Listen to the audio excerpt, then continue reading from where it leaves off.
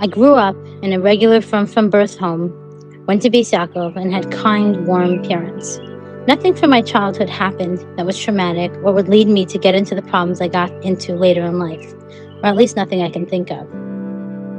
When I got married, I was filled with idealistic views on how to build a Jewish home and how to create a beautiful marriage. I had never encountered anyone like my husband before, so I didn't understand what was going on. My husband was completely involved in his own life, his own needs, and had nothing to do with me. No matter what I asked of him, the answer was always, no, I have no time. If I wanted to talk to him, if I would need any help, even if I wanted to be with him physically. With intimacy, he would say, of course I want to be with you, but first I have to. And then he'd come to bed well after I was asleep. I felt completely alone. I asked him what I was doing wrong, and he would say I was the perfect wife. He would tell me he was so attracted to me that seeing other women in the street was no challenge for him because I was everything he could ever want. He'd constantly praise me and tell me that I protect him from the Yetzer Hara. The problem was, he didn't protect me. I was always super lonely.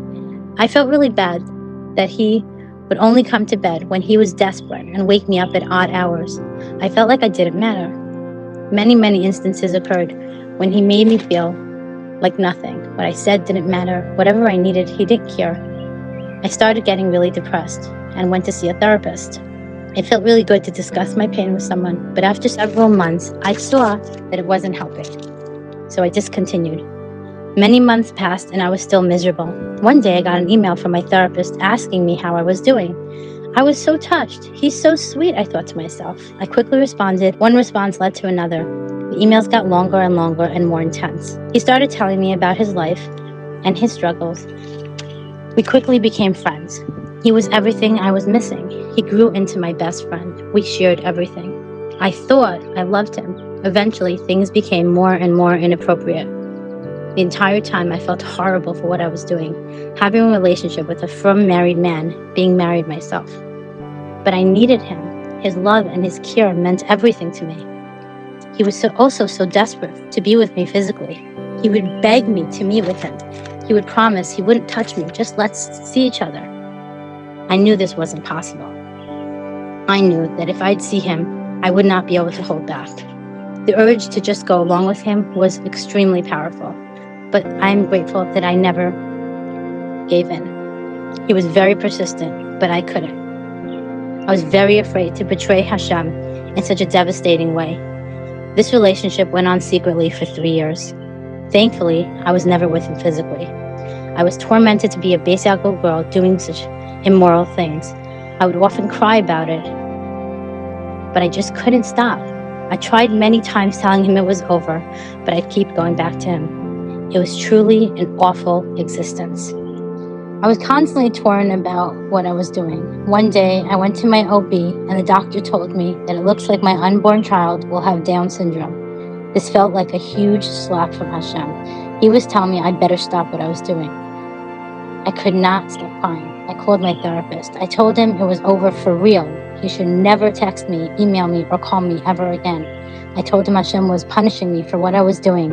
He said I was being foolish, but I didn't listen to him. The rest of the pregnancy was highly stressful. Would my baby be okay? Would Hashem protect him because I stopped my bad behavior? And then my baby was born. He was the most perfect and beautiful child. He did not have Down syndrome. He was actually more perfect than any of my other children.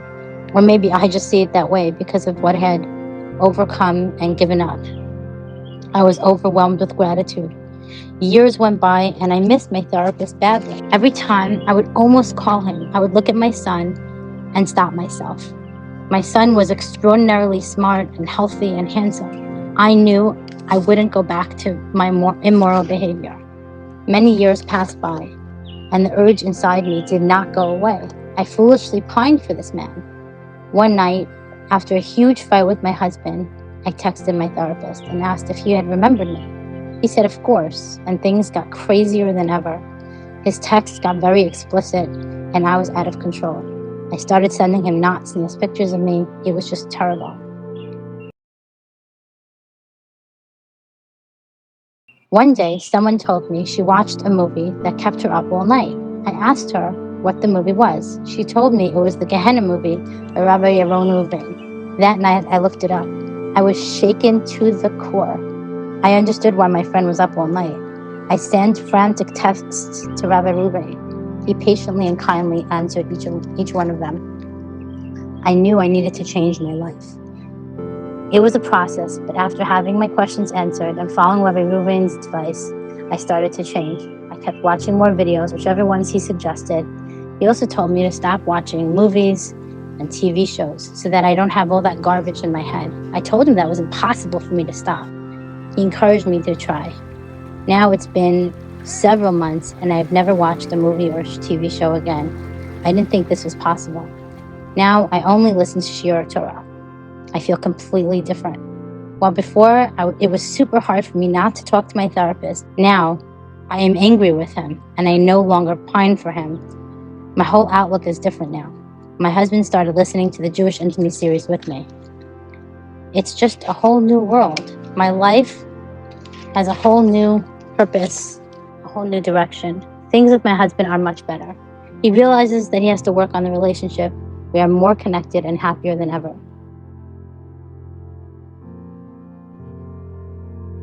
The shiur that affected me the most was the Jewish Intimacy series. I always thought that if I wasn't actually cheating, it wasn't so bad. I now have a much deeper understanding. I wanted to point out something so interesting. Since watching this Jewish Intimacy series and the incredible videos that BeEzrat HaShem has put out, like Tikkun Avrit, I have tremendously worked on my tznius.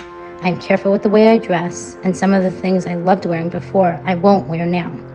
I'm also very careful with my interactions with men and my general behavior. One might think that when I behave and look much more modest, my husband would find me less attractive. Yet the opposite is true. He will constantly tell me how I am much more beautiful now than when we got married over 2 decades ago. He himself finds this surprising. Not only that, when I go anywhere with my 5-year-old, people ask me, "Oh, is this your oldest child?" When I tell people that I have a 20-year-old, they are generally shocked and will comment that I myself look like I'm in my 20s. This literally happens to me all of the time. Being modest and careful about the way I behave and dress has only brought me endless blessings.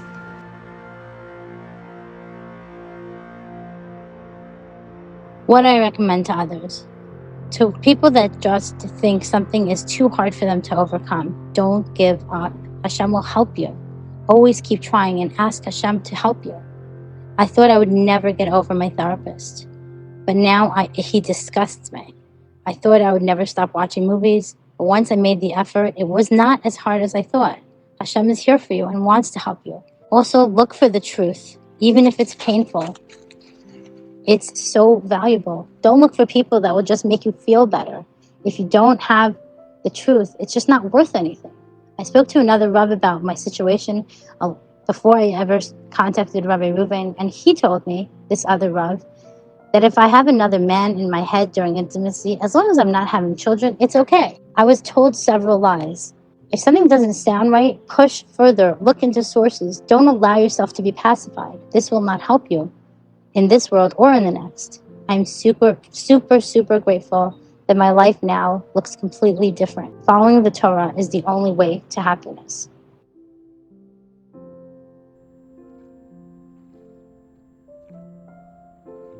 One last thought I wanted to share. I spoke to a few women who have physically cheated. They all say the same thing.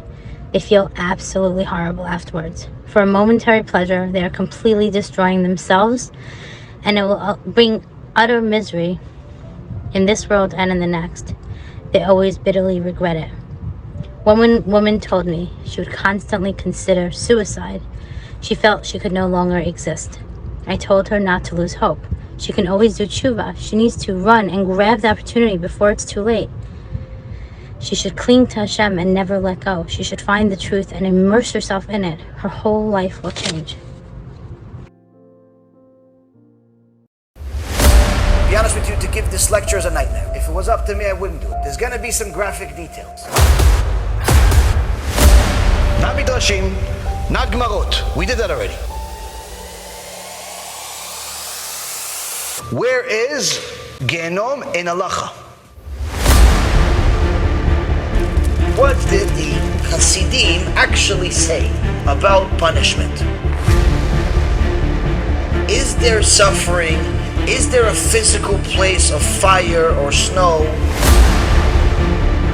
We're simply trying to verify that Hashem takes vengeance against the sinners or not. Do you believe that angels, demons exist? We're doing a Ouija board video today. This is by far the largest near-death experience study that has ever been conducted. What happens the moment you die?